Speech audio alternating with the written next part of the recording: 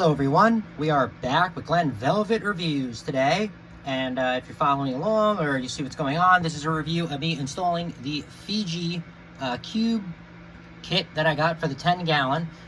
This is not the way that they have it pictured. You can use it however you want, but this is not the way they advertise it. I'm using it a little bit different. I'm putting one there, and then I ordered a 29-gallon by accident.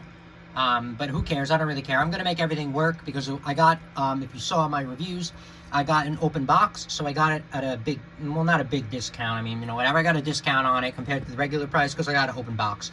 So since I did that, I got these products and I don't want to feel like shipping anything back, or you know what I mean. So I pretty much I'm gonna glue this in. We're gonna start gluing the 10-gallon in right now. It's the same procedure, I guess, with all of them anyway. You're just gonna really glue it in there.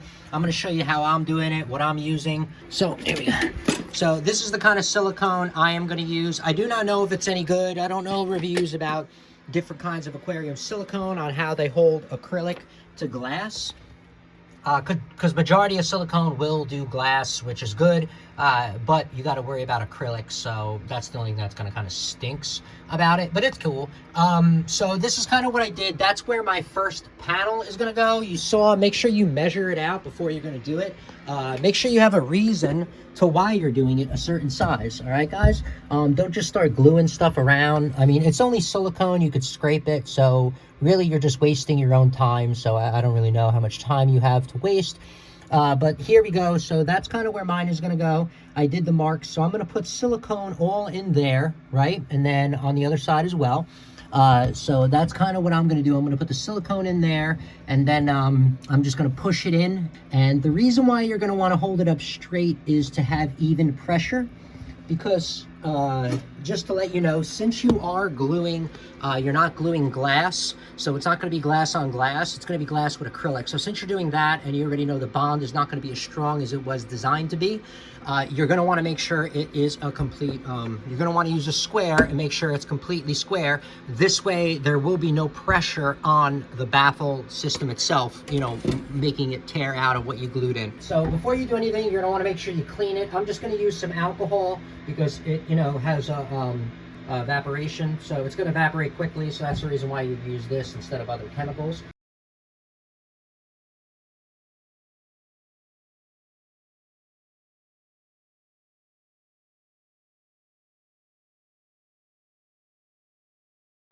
All right, so I put a generous amount in, but I'm going to clean mine up, obviously.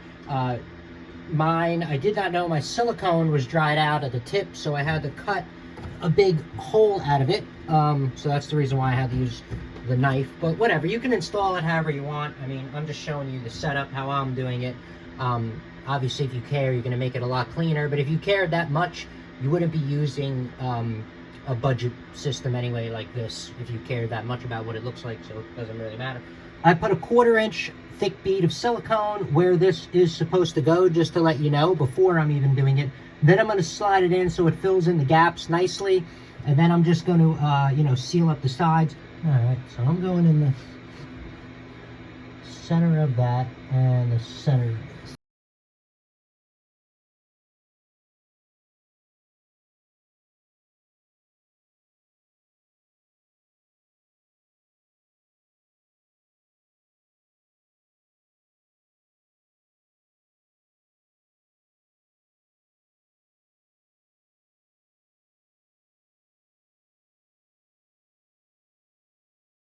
All right, so as you can see, mine looks like a little bit of a mess, but like I told you guys, I mean, if you're really caring about so much what it looks like, you wouldn't be really doing this. You'd be, you know, getting some more custom stuff and making it, you know, doing a little bit different.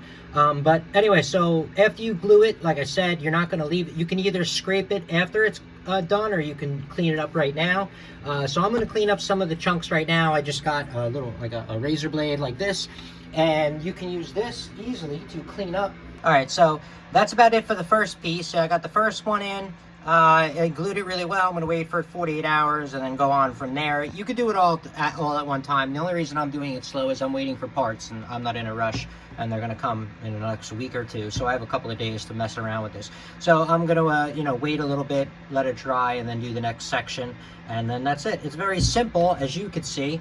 Anyone can really do it. It's time consuming, it's kind of a pain in the butt, and if you have a problem with making it look really neat, I wouldn't recommend even going this way. This is just way too much work to make it look really nice. Just invest in a really nice looking sump, or go something like that if you care about it that much. This is more, function, over looks, I guess you could say, is pretty much what it is, and that's about it, and how long it's going to last. That's why I put so much silicone. So I just want longevity and, function more than anything else out of this. So that's pretty much why my setup is the way it is. All right, so that's it for Glen Velvet reviews on that. We'll be back with more. If you have any questions or comments, please post them down below. I would love to know. Also, subscribe to my channel. Join me on my review adventures as I try to put up stuff to help out the community, just like I get help from the community. All right, everybody enjoy. Be safe. I'm out. Bye-bye.